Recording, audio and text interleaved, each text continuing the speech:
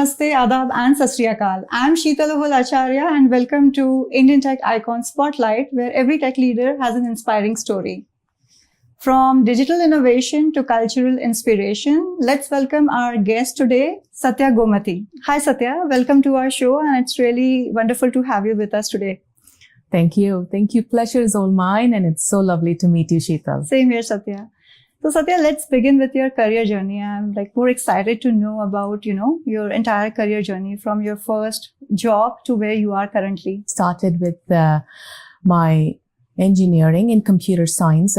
It started with a lot of deep technical expertise on the job. Right from there, all the initial work that I took, working for tech industries from the beginning, they go from any kind of hands-on work that emphasized experience and end user journey. I think from there, it was very fast and important that the understanding of an end-to-end software development process involved putting user-centric experience in the middle. And that has taken me into wishing and building and fortunately given the opportunities to work on tech industries across multiple domains. The key milestones in the journey, I would say, would be working for cross-continental, multi-country endeavors, right from the insurance industry, which is more commercial and personal insurance based, moving into finance tech, working for one of the top 6 banks of Canada, moving into a very service obligatory public service industry, which was a fulfilling endeavor. And then now one of the most rigorous and rewarding railroad experience. They've all been very important and formative aspects of my career. Right now, I'm working with a rail industry. One of the top 2 in Canada now is also coming out of a successful merger. That's a wonderful journey. Now, you have worked across various domains. So how has that transformed you as a leader from tech perspective? That's a great question. As I was talking to you, the formative aspects of career to me came from all of these 4 industries. Whether you think of the insurance industry with all its risk and governance framework, the fintech industry that comes what I would call with lots of speed and regulatory demand for serving the end users. And then the Public Service Commission, needless to say, about their primal existence in taking care of their people and the operational rigor that I thoroughly enjoy, the pulse beat of the nation that comes from the rail industry. I think all of them, in my opinion, has taken me out of an echo chamber. It's not a single thought or a single voice that always resonates with me. It's like, okay, what worked for one industry may or may not work, and how do you adapt it to the DNA of that industry, right? It's knowing it is possible, but it's also knowing how to make it possible somewhere else. The other nice thing that I feel, Sheetal, would be borrowing the good of one and putting it in the other, or learning from mistakes between one another. I'll give you an example. The initial career that I had with insurance industry taught me a lot about risk-based frameworks. In one of my most recent, very demanding implementation at the rail industry, we had to build a quality engineering practice, and a lot of that I brought in the experience from a risk modeling. So it's not anything and everything. It's risk, penalty, reward perspective that has given us the ability to choose cross-industry and make it your own. Yeah. I think you have a rich experience in all these domains. Now let's shine a light on your current role. What are your current responsibilities and how a, usual workday looks like for you? What I would say a usual workday would be 30 to 35% on one side, which is implementing, delivering the day's responsibilities, the day's KPIs, metrics, whatever the case may be, whatever the program initiative is. Another a good percentage of time goes into living a little bit into the future. As leaders, what I've learned is we should all learn to live at least 6 months to a year ahead so that we can pave the path, take care of the people coming with us, right, into the right destination. The other good portion would also mean spending time with the people, with the peers, top down, left and right. We all, in the professional career, we do justice to our bosses. We often do justice to our team members. And one thing I would emphasize is doing the same level of justice to our peers. Like they are the people who we have to respect and regard because they are pulling it together with us, right? So in my recent career, and when I say recent, I'm just going to take my last 2-3 years, it has been quite exhilarating and very, very deeply rooted in purpose. I think our leaders in the current merger mandate has made it very clear how service-wise this is going to be a very good opportunity for all of us. And making it happen from the tech perspective has been my role. That's a wonderful insight, Sathya. Let's talk about a bit, about your team. When you have team across locations, I believe. So how do you bring that sense of motivation and collaboration within your team, and what qualities you look for your team members? That's a deep question. From a team management perspective, the key principle is rowing together. Right? Imagine sitting in a long boat and the only way to get where you gotta go is everybody sitting in that boat has to row together. It's not going to be easy. Some of us may not know how to row. Some of us might lose our oars in the water. And then some of us may not know how to set sails. Some may know how to set sail in a calm water. Some may know how to set sail in a turbulent water. So appreciating what the team brings to the table, communicating with them. Like the biggest mistake of communication is the thought that it has already happened. So say it, and in doubt, say it again, right? So make the message clear, undeniably clear why we are doing this is a start. Appreciate your team skills, know where I can and know where I can't. So I need to find somebody who can complement me. Bring in a clear and intentional understanding of the culture.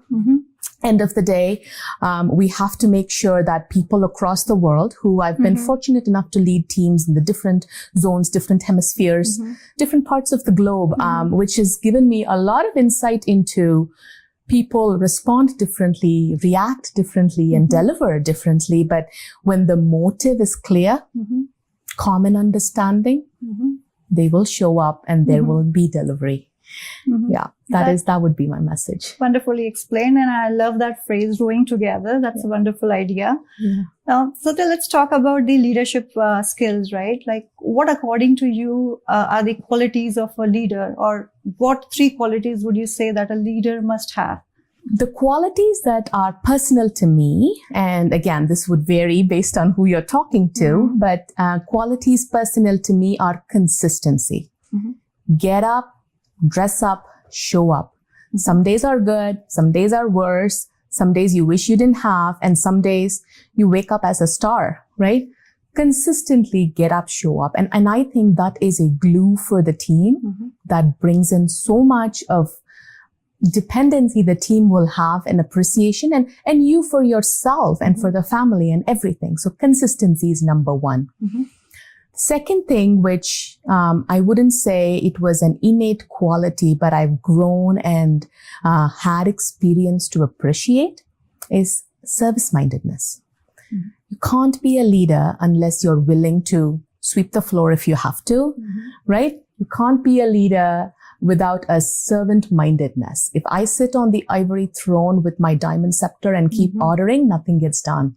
I got to be on the floor, roll up my sleeves, and work with the team. The third, in my opinion, would be transformation. Nothing stays the same. right? You'll probably find me talking or being more interested in taking people to a future that may not be light years ahead, but it's slightly better than where we found ourselves. So you'll find me or my leadership principle in the crossroads of consistency, transformation, and service-mindedness. So what, according to you, empathy plays a role in a leadership style? I think empathy plays a huge role in the leadership style. And if I were to be very honest, it's not something every leader will innately bring to the table. And I will not shy away from putting up my hand to say, I wasn't born with it. I had to develop it, right? And a portion of our childhood and upbringing and cultural ethnicity has a role to play in empathy. If I struggle so hard to get somewhere, to get something, somebody else should too, right? And that may sometimes deprive you of that empathy feeling. Also, the type of person you are, like somebody, in my opinion, I've been told, you hold yourself and others very accountable to what you're doing. And then empathy then becomes a slippery slide for me. If I'm empathetic, then maybe I won't get my job done, right? But then over the last 2 decades, I've immersed myself in understanding that I can still hold myself accountable. I can still appreciate what others are going through. Every person we meet is a mother, a father, a sister. They have their fulfilling life and they are here for a purpose. And then trying to reach out to them on a personal level and sharing that common thread of why we are here, what are we doing, and I'm here to back you up and you do the same for me, seeing each other eye to eye. It was a learned skill for me. And I will admit I'm still learning. And as I learn more and more about it, it only strengthens you. Many people think empathy is a weak skill. It's really a skill that gives you the sense of strong bonding. So people will be there when you need them. That's a beautiful explanation. Let's talk a bit about time management. Sure. With so many competing priorities, how do you prioritize your tasks?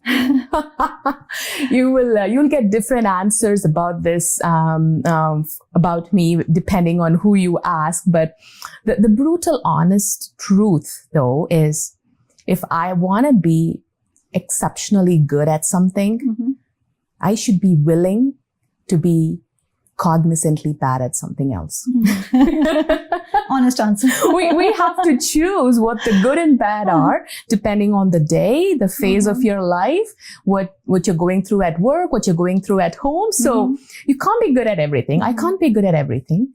I just need to strategically good, intentionally bad. And what I'm learning is you can't draw the good and bad from the same pool every time. I can't always draw, like choose to neglect work because of family or choose to neglect family because of work. Bring in the balance, right? And if you look up some videos, because I did try to read about some of the great leaders on how they balance, and it often reminds me, I think it was Indra Nooyi who said, balance is just a laughable term. There is no balance. It is juggling. Life is just a big task of juggling, and you should know which balls to drop and which balls have to be kept in the air, or you should be holding on to it, right? The practical side of it, yeah. Exactly. It's like what is okay to drop, where you can be bad and things won't go, downhill so bad, because you have to be somewhere else at the same time, and there's just one of you. So just prioritize your day based on where you want to be and where you can take the backlash. Well, that's wonderful. And again, I'm connecting to these lines, talking about failures and setback. What, if any, like in your, career, if there were any failures or setbacks, and what you have learned from those? That is a question that makes us go very retrospective on the career, right? Like the choices that we make. I've made choices to operate at a level that is not sustainable in the long run. Mm-hmm. And I am fortunate enough to have family and friends, even at work, who hold the mirror up to my face and say, you're operating at 150%. The next 6 months, you're going to burn out. Right? Sure. And as you say, it's very true. And I find it exceptionally true for women in tech. Right. And the reason why I find that is we often feel the need to keep proving that we belong. We don't take the position serious enough and understand that we are put in the spot because we've already proven ourselves, sit on the seat and do the job. Instead, we often and frequently feel inadequate and you want to keep proving, right? Maybe I'm not good enough. Maybe I'm not what they wanted me to be. And that is a big, big mistake. I would say to both myself, to my family, to my kids. And, we got to own what we have, learn to be happy. And the only competition that I am taking myself about today is who I was yesterday. Sathye, you talked about women in tech. If there is one piece of advice that, you would like to give to all those aspiring women leaders in tech, what would that be? Find something you love to work on. Beautiful. Yeah. You may not get promoted sometimes when you think you should. You may not get rewarded the way you think you should, but you would always end up doing the thing you love. And that is fulfillment. Sathye, with all these achievements, and again, for me, it's a very deep question. What does success mean to you? Oh, it's so humbling, Sheetal. Success is start implementing a program, running a transformation initiative. The number of people who will be willing to sign up to work with me, that's success. That's the aftertaste I've left them with from my previous initiative. That's again a very honest answer. Yeah. Now, Sathye, let's rewind a little bit, right? Like, let's go back to your roots. Let's go back to your hometown. We would love to know about your, where you were born and, your childhood memories, if you can share with us. And then, are there any upbringing values that you still carry with you in your leadership style? I'll start with the last part because that's how it has been both to the country, the city, the child raising school of thought from my grandmother, mother, everybody in the family, my aunt, everybody would be humility and lifelong learning. My dad was also a very big advocate for lifelong learning because that is what always stays with us. Be humble. The higher we go, the humbler we become. These two values, I keep them very close to my heart. They are rubrics of gems for me because they ground me no matter the scale of responsibility. Knowing what we don't know is a huge, huge benefactor for us. Otherwise, we may not do the justice to the role we are in. Now, going back, I'm obviously from India, down south. I'm from Chennai.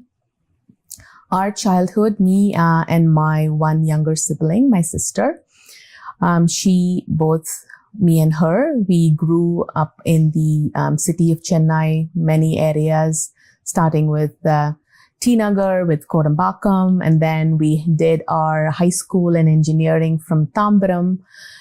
And right after that, we completed our engineering and we got into the entry level selections through our campus, and then our life took off.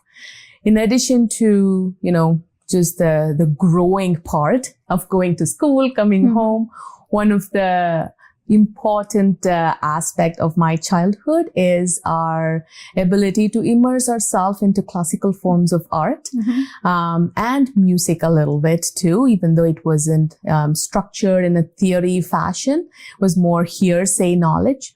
So yeah, classical dance and music played a key role in our childhood. That's wonderful. And Chennai, you mentioned Chennai, and that Yes. reminded me of Murugan Idli, like one of the best idlis I ever had in my life. Yeah. So, yeah. Now, you talked about the cultural aspect, right? Learning Bharatanatyam. So, could you elaborate on that? Like, how was it for you learning all those cultural skills, and carrying those values in your professional life? It may not make a lot of sense as a kid when you are into any kind of an extracurricular art form, sport form, that we may or have our kids participate in. But the way it really, really deepens your sense of purpose, that would be so important. Thinking about my dance, which was approximately 12 to 15 years of my childhood, we started off as another thing to do in the evenings. After a long day of school, my mom was very, very adamant. You guys have one work day, one weekend dedicated to this in the evenings. And we started off begrudgingly. There were days she took us kicking and screaming to the dance class, but the dance teachers, their names are Shubha, Vidya, and their family, they are tutors in the form of God. Like, they were just amazing. It took us 12 years and they immersed us into more than 3 forms of classical dance, Bharatanatyam, Mohiniyattam, Kuchipudi, and a little bit into Kathak. And if I were to recall a couple of things that really even serves you as an adult, I'll start with the courage to sit and talk in front of camera. That starts there. Yeah, we can see that. Oh, you can see that. It's like not being taken aback or getting fidgety about having floodlights shine on you. Not being worried about presenting and speaking. That, to me, I think came from dance because I was a very nervous person to begin with. Stamina comes from dance, right? It's, let's push a little more. Yeah. Let's get there one day at a time. It comes from dance. And then one of the leadership skills, which is of late getting a lot of recognition and value, is grit. Grit is long-term patience and perseverance for lengthy goals. Right? And grit comes from dance. It's like, for a show that lasts an hour, 2 hours, we will be practicing 6 months, the same song 259 times. And every time there is a critique. Grit comes from there, and it is an essential skill at work because things don't change overnight at work, and you're going to have to mold it over the course of time. Yeah, and that's a wonderful correlation. Yeah. So then let's talk a bit about, your education, what you studied, and how were your college days? The college days were the ones that I took in person, was my computer science engineering. This one was in Chennai, and it was an affiliated university from Anna University. My computer science, with obvious requirement to have a good merit score to take you in through a campus, was the start off. But that gave me a sense of deep technical exposure, like I've said, into any area of software development. It made me quite versatile. So that whether it is in the delivery aspect, whether it's in the quality assurance aspect, or whether it comes from design and architecture, or whether it just comes from an implementation oversight, right? It gives you the roots to feel confident and precise about what needs to be done. It also gave me the necessary fuel to carry me into the Northwestern Hemisphere and work here with the right level of sense of ownership and confidence with the knowledge base. The online certificates and master's courses, which were taken on the North American land, gives me exposure into global leadership and innovation. That was a topic I wanted to certify myself on, given the demand that 80% of anybody's job is working with people. Yeah. No matter what we do. That's the skill I think every leader Should have. Exactly. I could be taking orders at a restaurant. I could be building rocket fuel. I could be living and building in a construction house, or I could be implementing software delivery. I gotta do it with people. Well, that's questionable in the day of AI, but you still need people. Yeah, we definitely need. So the global leadership and innovation taught me things that how to identify opportunities for transformation, how to deepen your tolerance and commitment to experimentation, because nothing is going to turn gold the first time we touch it. We don't have the Midas touch, right? So those academic courses strengthen the sense of professionalism on those areas. It's up to us to choose where we want to elect on, but those elective courses kind of bring you the groove in, and the aspect of global leadership is just something very, very important to me, because it is the prima facie of anything we do in this world. Yeah. Certainly. And you talked about AI. So let's, go back to our tech talk. Sure. How do you see the emerging, trends in tech, and especially in Calgary, like being the energy dominated sector, with all these emerging technologies, AI and Gen AI? How do you foresee the future of Calgary? I think Calgary will always have a bright future, because Calgary is at the cusp of energy with tech innovation.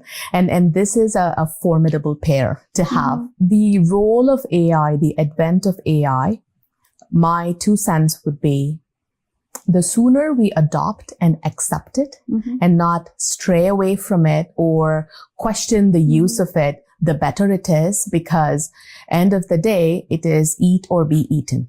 Yeah, completely aligned with your thoughts on that. Yeah. So if that is the course, then we have to learn and live with it. The little things I do to adjust my lifestyle into having AI adopted it is investing or being a part of the test community or the user community for new tools, new apps, bringing them in a safe mode. Like it or not, our kids are going to live with it. So we'd rather get a taste of it instead of getting worried or having a fear of being taken over, learning to coexist with it. So there are aspects we intelligently and intentionally imbibe AI into our life and work. Sathye, now let's talk about your family. Who all are the key anchors in your family? My husband is my anchor. I'm a big believer that for a woman to be successful in her life and work and be apologetically herself, you need a supportive husband, and there is no choice or no husband at all. I'm fortunate enough that he and I have shared over 2 decades of our life together, and it just shows. And thankful for God, thankful for him, very much so. 2 kids, 16 and 8. The elder one is a daughter. She's Nivriti. The younger one is a son. He's Sathvik. They are the 2 people, both me and my husband, really find value and purpose to bring up in a good way. They teach me many things, including not to take myself too seriously all the time. They are never shy in letting me know when I could have done better, when I am not adequate, but they do understand how mom and dad just run around the clock to make things happen. That's lovely. Good kids. Yeah. And my mom and dad, they are back home. They visit us every now and then.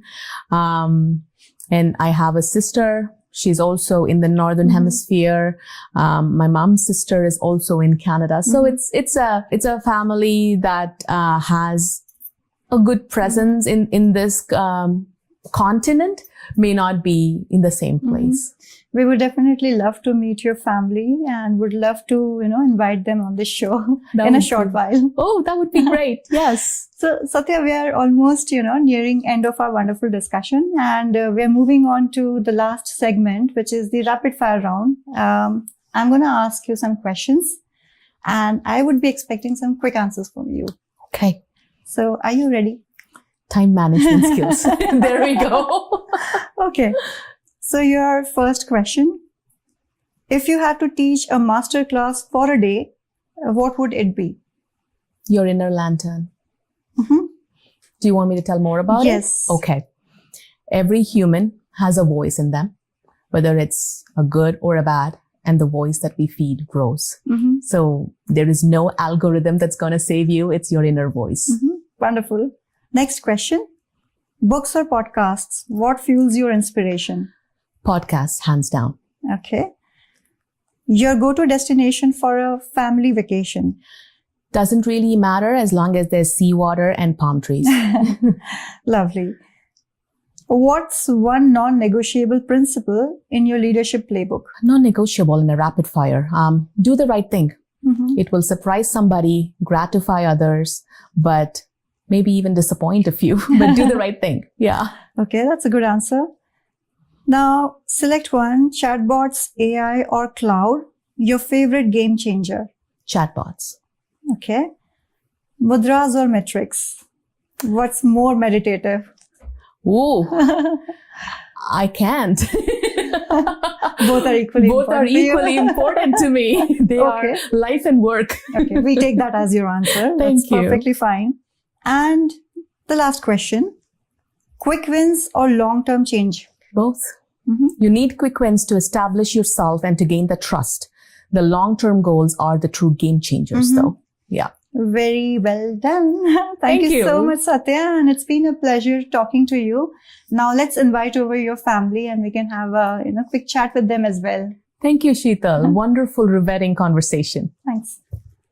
So we have a house full here and it's so wonderful to see Sathya's beautiful family here. Welcome, everyone. Thank you for having us, Sheetal. So Chandra, I have first question for you. Absolutely. You both, right? You and Sathya, you have a demanding role. So how do you both manage that, balance? How do you both take out time for your family? So as Sheetal mentioned, yes, we both have high demanding jobs. Our job sometimes requires us to work for up to 60 hours a week. And in that situation, what we usually do is we tag team and we take care of the kids. I drop them off in the morning and Sathya picks them up in the evening. So we tag team each other. And sometimes we do have to take a lot of sacrifices as well. In the past 2 years, we weren't able to take a day off or go on a vacation because of these high profile jobs. Most of the time, my strength or her weakness and her strength or my weakness. So we make as a very good pair. So Chandra, I'm really curious to know, where did you both first meet? Was it a love marriage or an arranged marriage? And Sathya, you can chime in as well. So me and Sathya, we first met back in 2002. We used to live in the same street. So whenever I was passing by her house, I used to say hi and I never get a hi back. But after a couple of attempts, I started to get the hi back. And it was hi and bye at that time. And a few months passed by and I started asking her phone number. I didn't get one at that point, but all of a sudden, I just went and asked her, hey, is there a phone that you guys use at home? And then she said, yeah, and this is my number. And since then, I didn't stop calling her at all. So thanks for sharing that. And it's a beautiful love story, I would say. Thank you very much. Thank you. Now, let's, ask Auntie Ji a question. So Auntie Ji, you inspired Sathya to get into the art forms. Of course. So are there any fond memories from those days where she used to perform? Yeah, some of the dances and all I used to remember very well. The one maybe Thodai Mangalam, the dance, Mhm. where she learned from her teacher. And the dance was the invocation song of Thodai Mangalam, though it is Mangalam. Mhm. Mangalam means it's the last song, but it's the invocation song of the praise of the Lord. Mhm. She made it that still I remember. That's beautiful. So Auntie Ji, my next question to you again. What all are the things you really feel proud about Sathya? Well, everything I feel proud about her. When she was studying, she had a lot of confidence in studying and everything. And before going for examination also, she makes Rangoli and she start to college for doing that. Then that time I used to think, before the examination, we have to study and think of that only. Why this girl is doing that? But she used to get good marks. Now let's bring the spotlight onto Sathya's lovely kids, Nivriti and Sathvik. So my question for Nivriti would be, Nivriti, if you have to say a few words for your mom, what would those be? I feel like she's a mighty warrior for a lot of people in her life.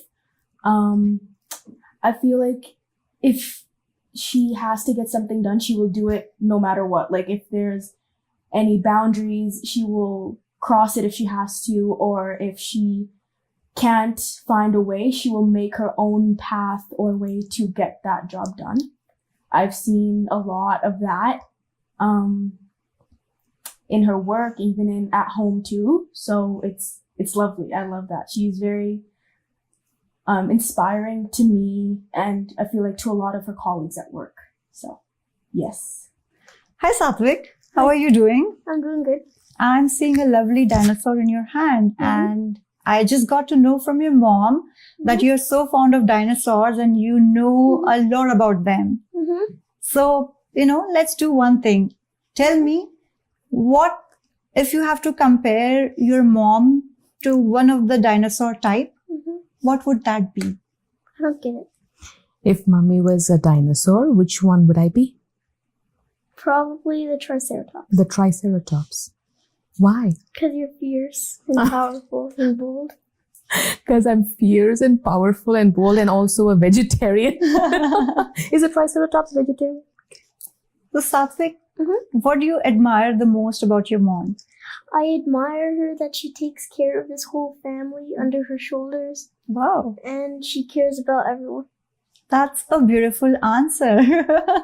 Okay, Sathvik, you did a great job in answering both the questions. Sathvik, thank you so much for answering those questions. And it's been really a pleasure to have both the wonderful kids on our show. Thank you both. And Sathya, thank you so much for taking your time for us. And it's been wonderful talking to you today. Same here, Sheetal. It's been an honor. Thank you for the time. Thanks to the crew and the entire team. Thank you.